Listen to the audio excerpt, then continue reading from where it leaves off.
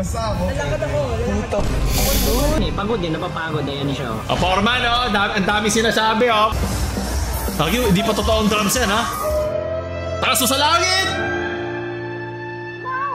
Kumusta yung mga cancer o principality? Dadaanan natin ng sulotos ako dahil nagkulang pa ako sa cringe sa huli nating video. At mamaya papanoorin din natin yung iba pang mga tumakbo sa pagkakandidato na hindi rin ganun kasikat. Pero gusto ko malaman ano ba mga tumatakbo ngayon na hindi lang sa responsibilidad sa ating bansa. Kaya atin na agad simulan. Bigyan mo akong score dyan. Day one of bringing random items in school. Hindi yan item. Bagong kaibigan yan. Sulat. Concert picture kay Alaya. Ay, mukhang AI. Hindi ba ito yung kay Olivia Rodrigo Duterte? Ang hirap mag-concert pag wala kang ka-holding hands. Sukot siguro sa kanya. Narinig nyo na ba yung kay Jen? Mga first time mag-concert, okay lang naman yun. Binayaran nyo yun, nag-enjoy lang siya. Gusto lang naman niya magpaliwanag. Ano naman, binili naman yung concert. Pinaghirapan naman niya yung perang yun. Itong mga tao, may iba na naman mga tao na nasa paligid. May ibang tao naman sa paligid na nagbibideo dahil pero naiintindihan ko bakit medyo OA yung mga netizens doon sa nangyari kasi nga influencer ka so mas maraming nanonood sa'yo. So i-expect nila na kung ano yung sinasabi mo, baka gayahin na iba pang audience mo. So yung mga tao nakita doon sa video na nag-record din, na may flash din naman, wala naman issue, mga halos 80% niyan, hindi naman lalagpas ng 10 views. Diba? Nakita na ni Tito, nakita na ng jowa, oy, nice, ginastos mo yung pera natin, nakayup ka, di mo pa ako sinama. So hanggang doon lang yun. Pero yun nga, kaya siya naging big deal talaga ng sobra kasi ginawa nilang tapakan si Jen para ma-prove ang isang point na wag niya natin tong gawin. Maraming uncalled for sa mga sinabi sa kanya pero in-expect ko na to. Dahil influencer kayo, mas mataas talaga ang standard sa atin. Isang bahing, isang tuka, ikaw ay may kikriticize at kasama yun sa ating ginagawa. Tapos ewan ko, sumugot pa kasi siya nung concertfully. So medyo nairita pa yung tao sa kanya. Tapos yung sorry niya na daig pa ang nagtitipid ng word limit sa essay. Pero okay din naman yan para hindi naman mukhang defensive siya masyado. Accept mo na ito, move on ka na at makakalimutan din yan ng mga tao. Ayun naman, pasubo lang. Subukan mo din yung driver para hindi siya pumunta sa gas station para mapabilis. Pero ingat lang kasi baka nung pag-abot mo dumaan yung motor, di ba? Di nagkaroon pa kayo ng third wheel, literal. Nagkaroon kayo ng gulong sa gitna nyo. Sulat, Globe Telecom, I have a question. Hi there, we're here to assist you. Please share with us the details of your concern by sending a PM sa Globe Telecom Messenger para ma-assist ka namin. What does it mean pag kinikilig pa din tayo sa simpleng chat na isang tao even though tinro? Like it doesn't make sense. I've always thought Smex was the peak of kilig meter and after that you will go numb na because you're already had it inside you na. Ang hirap nga naman payuhan yan. Globe Telecom, pag ito di mo sinagot, di ako magsasubscribe sa inyo. Bahala, sagot! Something about cute messages will always make you think of yung problemado na yung admin nila nung sinagot niya. Set, ano ba naman yan? Nagkakalat ka. Hindi yan sulat o sakot. Supsop! Ano ba? AJ. Normal day in Dagupan.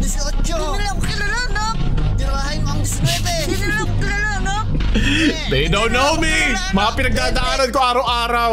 Pero mali yung form niya. Ito nakagano. Dapat straight. Straight mo yung arc mo yung back mo. Pag naman naka-flare, more on sa triceps. Pag sa loob, more on sa chest area. Pero mukhang may pinagdadaanan siya. Mga heartbroken talaga or mind broken sa gym pupunta. Sukot kasi ayoko siya madisgrasya. Sweet convo. Sabi ni Reggie, ganda. Wag mo nga ako pinagloloko. Bakit naman mahal? Kung seryoso ka sa akin, paseryoso din ako sa'yo. Hindi kita niluloko, okay? Kala ko nilulunok. Nilulunok ka lang pag mahal mo. Mahal naman talaga kita eh. Mahal mo naman pala ako eh. Ba't ayaw mo pa ako papuntahin dyan? Pinapaasa mo lang ako eh. Nagi 7 years ago na to. Uwi ka sa bahay namin. Sige, padalan mo ako ng pamasahe ko. Gusto ko agad-agad padalaan mo na ako ng pamasahe. O siya para scammer pa. Kung mahal mo talaga ako, padalan mo ako ng pamasahe ko papunta dyan. Ganito rin ako pag pinapahaba ko yung essay ko.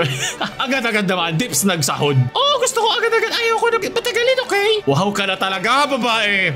Gravy ka naman. Yung baby gravy ang gusto niya. Isang tanong, isang sakot lang po ako. Mahal mo pa ako talaga. Oo, kahit mamatay kapitbahay mo, mahal ko. Ba't hindi siya mismo? Puta, nadamay pa si kapitbahay. Minsan si Mari pa nga ang kabit. Mahal talaga kita. Sige, sabi mo yan. Haba ka naman. Pinapahasa mo lang ako. Wala ka kapitbahay. Gravy ka naman. Nag-ano ka na, fo?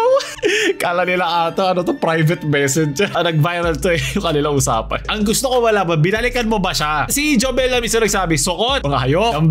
Dito pala sila papunta. Ito pala yung subuan na naganap. Naku, mahal pa masahe dyan. Magastos. Sukot. Gusto nyo ba lumarga sa isang epic adventure bilang isang knight o isang mystical mage? Lumaban sa mga dragon at mga demon lords, hindi yung nanay mo. Mag-recruit ka ng mga pinakamalakas na hero para mabuo ang iyong team. At syempre, mag-alaga ka rin ng mga cute pets. At sulitin ang trail ng mga bagong items para lalo ka pa lumakas. Paano ko ito magagawa kung meron akong trabaho, meron akong schoolworks? Gusto ko i-share sa inyo ang Everchest. Isang easy to play idle RPG game. Easy lang to kasi nga idle RPG game. So wala ka masyadong gagawin. Pet, maglalagin ka lang, relax at collect na yung mga rewards habang ginagawa mo ang mga dapat mong gawin. At pag ikaw ay nakatagal-tagal na sa laro, so pa, tulungan mo ako, yes, diba I was a death sentence, what? Diba ito pag naging power ko, yes. Ganitong klaseng grind. Makikita mo yan, iba na ang chest, na-upgrade na natin, na-upgrade. Gusto ko rin i-share sa inyo ang kanilang Wukong skin at mushroom pet. Ito siya, oh, boom! Diba, may mga iba siyang skills at attack power. Pwede kang bumili ng mga companion. Nagagamitin mo yung mga jewels para ma-open up sila. Syempre, pwede mo i-customize ang gear ng mga characters mo. Lagyan mo na iba't ibang mga stat bonuses at itsura para maging Rizzler. Ang bawat equipment ay syempre rewarding dahil merong iba't ibang mga treasure chests na mabubuksan mo sa buong adventure mo. Hanggang 15,000 na chests ang nag-aantay sa'yo. Paano magiging boring? Merong 168 heroes na makikilala mo. Meron silang kanya-kanyang fan design, personality, merong vanguards, mages, at assassin. Habang umasenso ka sa game at sana IRL din, pwede ka maging isang noble, di lang hero para bumuo ng iyong kingdom. Magpatayo ka ng castle, bantayan mo, alagaan mo ang resources mo, at dahil madali na nga ang gameplay, bakit ka patatama rin mag-login everyday? So download mo na ang Everchest now, nasa description at pinned comment. Rewarding na nga, fun pa, napakarami pang treasure chests. Huwag nyo lalagpasan ang kanyang launching sa October 9. Adventure epic gameplay and 15,000 treasure chests await. Gusto ko yun, isa pa. Ano? Sorry. Aray! Sige. Ako Wait na lang, mag-drive. sana. Saan tayo? Left or right? Left or right? Mas Left or right? mas okay pa mag-drive. Ako na.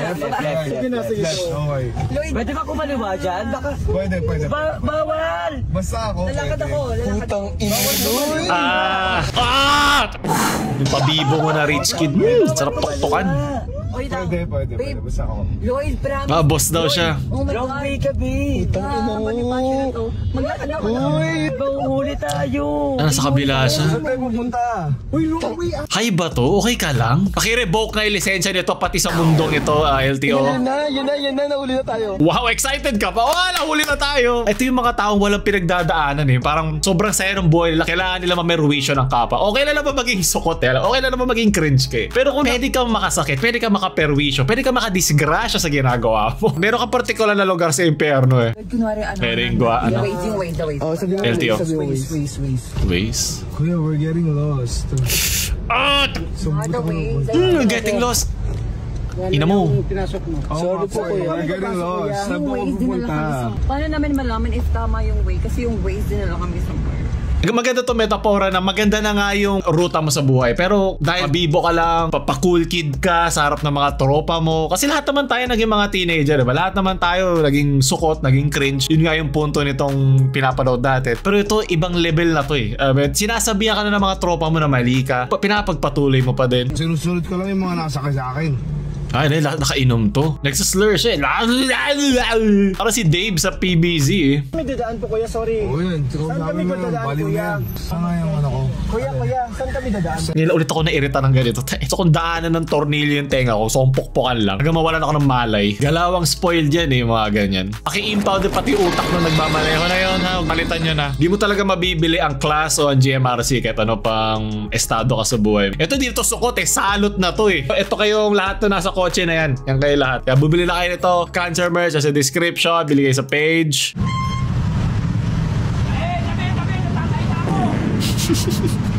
Naku, ito dapat yung nakabangga dun sa kupal ng mga cool kids na yun eh. Kung yan ang nakatapat nila, naku, baka natuktukan tigi-isa yun. Salot. Kay Justin. Ay, bato. Anong shampoo ko? Ba't nakalito? Okay, sukot. Melay Mendoza, Cantiveros. Ikaw ito ng 3 Alden out of Richards. Sulot, maten ka na kasi pero concert na puntahan mo. Eto na. Taas mo sa langit!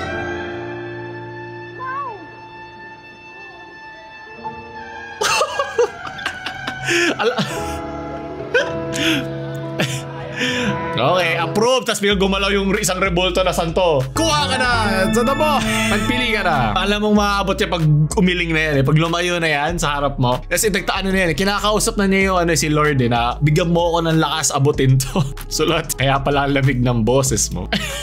At least na pagkaabot mo na mo, pwede mo na iabot yung malamig na beer. Diba? Sabay-sabay na tayo. Sulot. Eh, balita kami bago na siya. Kaya yung mga ganyan, yung mga lumilihis ng tingin. Tapos meron pa naglalandiyan sa tabi mo. Ano ba naman yan? Kanal na. Yeah. Ito rin minsan nag-kausap yung jowa mo parang kumakausap ng pader. Yan o. Sige na, ayawa na. Ayawa na. Alis na. Uwi na. Ayaw na namin. Uwi na. Tama na. Kasalanan niya yan. Naglalandian kasi kayo sa harap niya. Hayop. Huwag na to sulot. Ano na lang. Score mo ay 99. Kamote parking. Wala siya. Oo nga. Hindi niya lang i-kwenta eh. Nakalak siya eh. Nakalak? Iusip ko sana rin. Bato niya na lang. Gano'n niya na. Kaya nga sana. Wow! Wala pong utak yun eh. Walang utak. Hindi mo mapaparin yung utak sa LTO kasi sukot. Pasabog ang sportswear. Wag mo ako pinaglololo ko!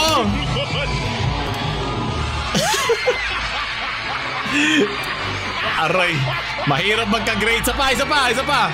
Gusto ko pa na isa eh. Hindi ko nakita eh. Si Sulot, admin pa approve. Normal lang po ba 3 months pa lang kami ng girlfriend ko pero 4 months na siyang buntis. Sa Lipa campus siya at ako sa PBM. LDR pa kami noon ha. Once pa lang kami nagkita din akbay lang yung nagawa ko sa kanya. So nagtaka ako tapos tinanong ko siya paano nangyari yun. Then sabi niya, advanced daw talaga mag-fertilize yung cells niya. And sensitive. Ang kailangan ko maging sensitive dito yung utak mo kuya. Ano ba yan? Nagpapaniwala ka dyan. Sa pores daw namin dumaan yung cells. Kulang sa brain cells. Kaya siya nabuntis dahil mahal ko syempre naniwala ko pero feel ko isa ko lang sabihin na pakinggan mo ang puso mo.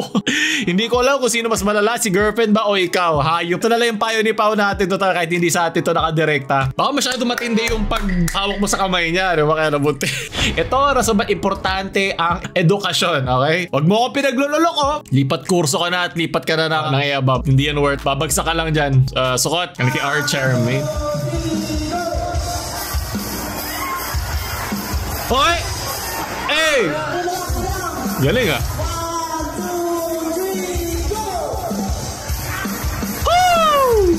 Hey! Bigyan. Hindi pa totoong drums yan ha.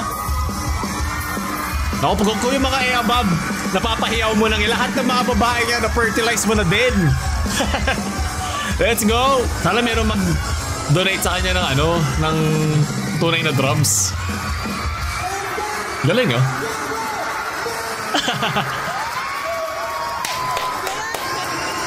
Lagi parang totoo. Ang galing. Naku, ang daming friend request mamaya. Yan, let's go! Ito yung banda niya.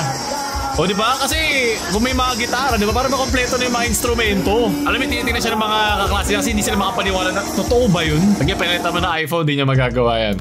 Ang hirap sa iPhone. Sulat. Kuya, ginagawa mo. Nag-aantay lang naman siya dumating yung mga kasama niya. Masama daw mauna kumain eh. Baka pag yun nabawasan niya, baka 500 agad yun sa production. Sulot. Puro pinagloloko niyo ako ha. Accurate simulation of trying to be a responsible driver in Metro Manila. Gran Turismo? Ato mod? Tsaka jeep. Ngayon naman, tas kasero. Yan, yung mga kupal kanina. Nagbibida-bida. Sige, sana mabangga kayo lang. Malapit, may mamamakyum pa dyan sa Makauwian na lahat. Walang laman yung mga kotse. Too real, man. Comment nga kayo ng magandang kotse. Gusto ko na nagdaaral lang ako mag-drive eh. Gusto ko lang ng magandang kotse. Yung pang long drive tsaka pwedeng maraming tao sa loob. Harangan mo yan. Harangan mo ito isang UB 510, 510, 510, 4. Lahat yan walang pasahero. Pauwi na lahat yan. Naka-boundary na yan. Salot. Happy Teacher's Day. Shake that. Every Happy ride. Huwag mo ka pinaglololo ko. Ako, di pa tapos grades nyo. Ayan, yan. Happy ride. Ayop. Yari ka sa teacher mo. Nabis ko yung mga teacher kong close namin. Ayop. Prank muna bago bumagsak. Sulot.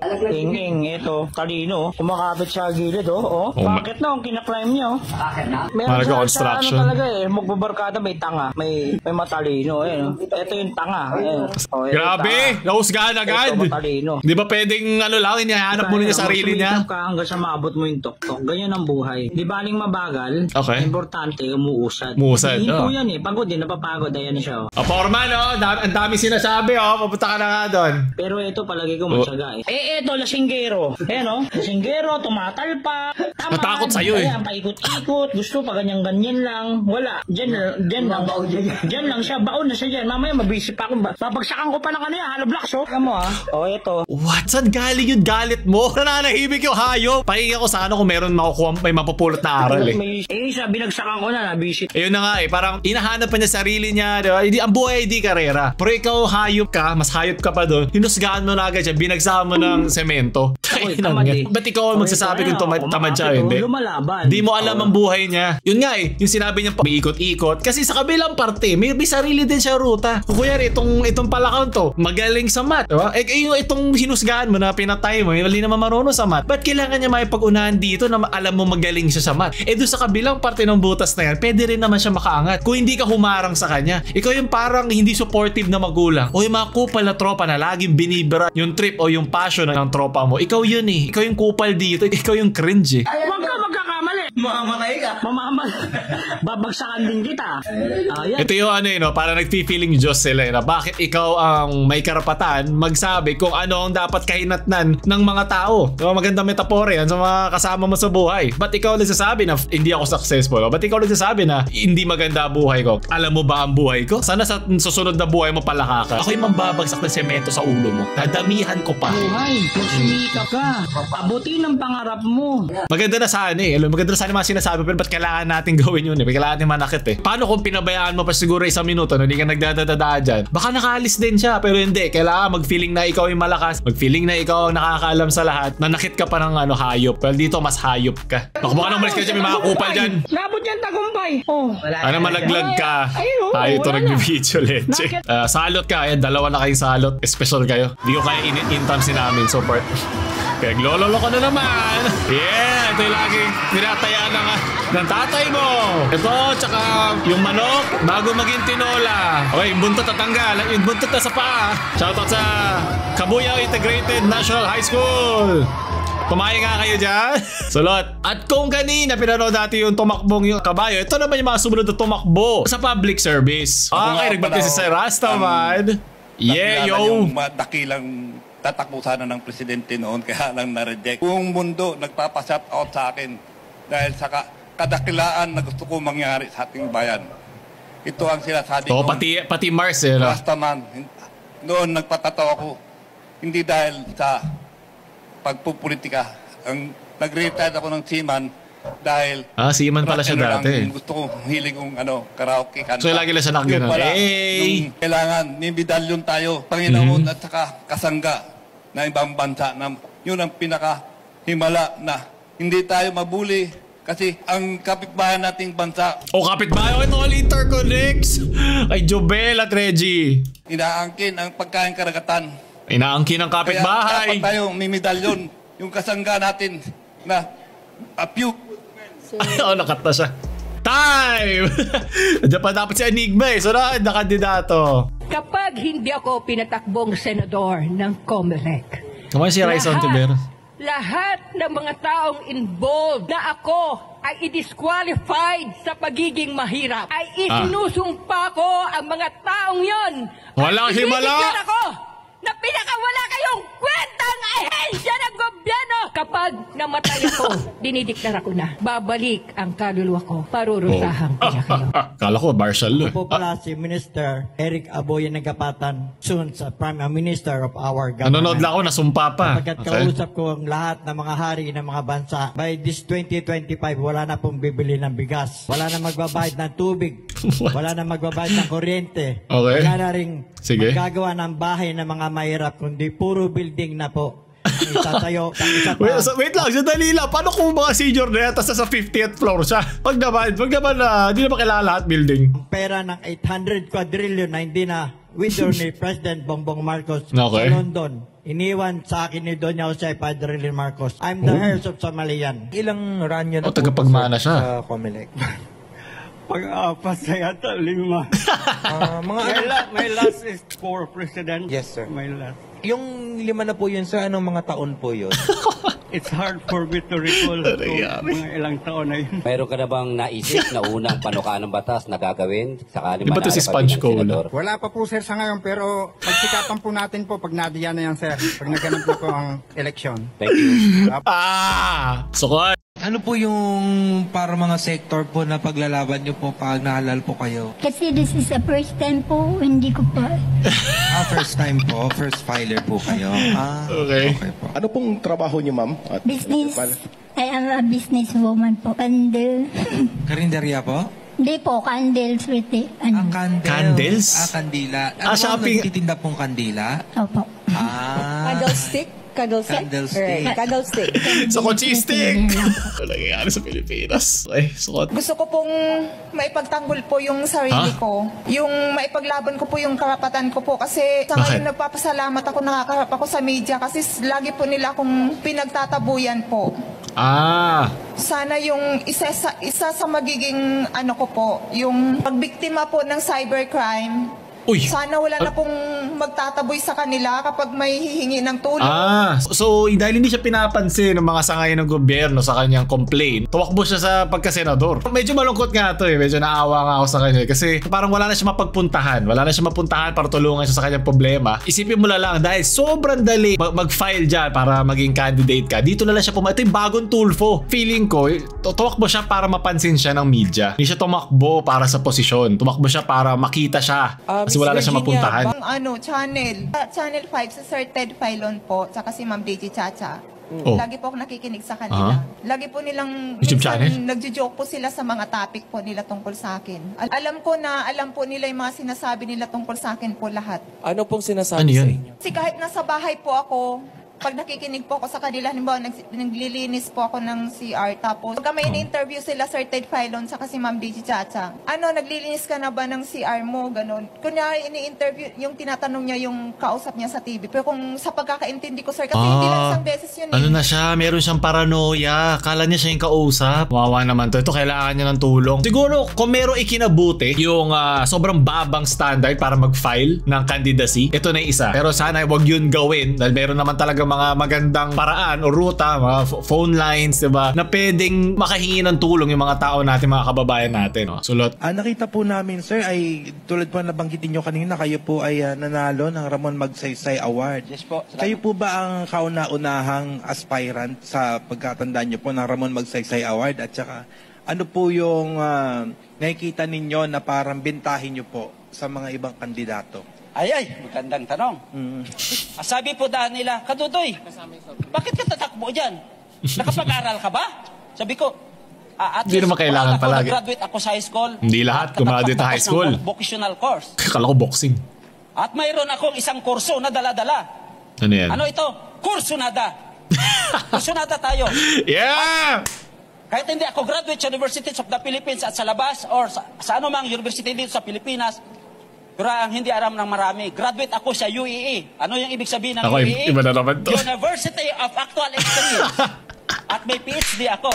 Yeah, ano yung PhD? Ano ibig sabihin? Person with high dedication. Ano kailangan? Dedicated tayo. Tama. Sa anumang laban at sa pagdating ng panahon. Kasi kung hindi tayo dedicated, walang mangyari sa atin. Kahit gaano natin katalino, kahit gaano natin kagaling, kung wala tayong kursunada at walang dedikasyon, walang mangyari sa atin. Yun. Tama. Alam mo, totoo na may sinabi niya eh. Pero yung mga taong kasama mo dyan, may pinag-aralan at kailangan mo yun para mahimay yung batas. Alam ko masarap to sabihin sa inuman na alam mo yun, napapalakpakan ka ng mga kainuman mo. Pero tandaan mo, may mga taong matalino at masama pa. So kung ikaw, buka ng loob mo, ikaw ang nagsabi, actual experience ka, meron ka mga pinagdaan, katotohanan, meron kang dedikasyon, di ba? Paano mo tatalunin isang matalino na masama na tao? Kailangan matalino ka din. Kailangan matalo mo sila eh. Pagalingan kayo eh, di ba? So, 50% kompleto ka na, pero kailangan pa kompletuhin ng natitira na alamin ng batas, aralin ng mga hihimayin mo, pupunta ka sa gera na walang bala yung armas mo, di ba? Kukulang yan. Gusto ko lumabay, pero wala kang pambaril, di ba? Kailangan mo nung armas, yung edukasyon para dyan. Okay lang, at isasama, at doon na siya sa ruta, sa pagiging isang senador o kongresista, yung dedikasyon, pero kailangan natin na edukasyon. Kung hindi, baka maging consumption ka lang, tulad ng marami ng consumption dun sa loob ng kongreso o ng senado. Sulot, dahil doon yung puso yan. Doon tatapos natin suot kayo, super bagay ito. Bili na kayo ng Overtake merch para meron akong pangkampanya, tsaka lang itong cancer merch sa description, pin comment. Huwag nyo kalimutan like, share sa mga gustong tumakbo yung friends. Huwag nyo subscribe. Paolo na maalam.